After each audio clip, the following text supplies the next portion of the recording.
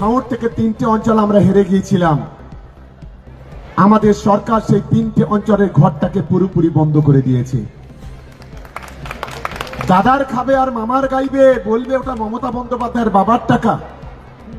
মমতা বন্দ্যোপাধ্যায় সরকার টাকা দেবে আর তার মা মাসে নিয়ে এই চালতাবেড়িয়া শানপুকুরের কিছু সমাজ বিরোধী তারা টানাটানি করবে।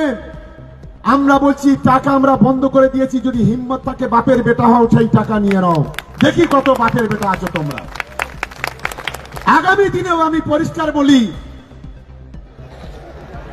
আমাদের এই অঞ্চলে সিএমআরতে যে নাম এসছে, আমি প্রত্যেকটা নেতার কাছে অনুরোধ করব, আইএসএফ এর একজন না যেন টাকা পায় তার ব্যবস্থা আমাদের তৃণমূল কংগ্রেসকে করতে হবে।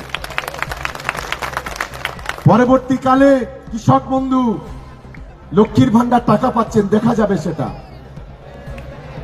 কারণ এই টাকা কেন্দ্রের বিজেপি সরকার দিচ্ছে না, এই টাকা নওশাদ আব্বাসের মতো দালালরা দেয় না, এই টাকা মমতা বন্দ্যোপাধ্যায় তার রাজস্ব কোটা থেকে বাংলার গরিব মানুষের হাতে পৌঁছে দিচ্ছে, বাংলার মানুষের মুখে হাসি ফোটাচ্ছে।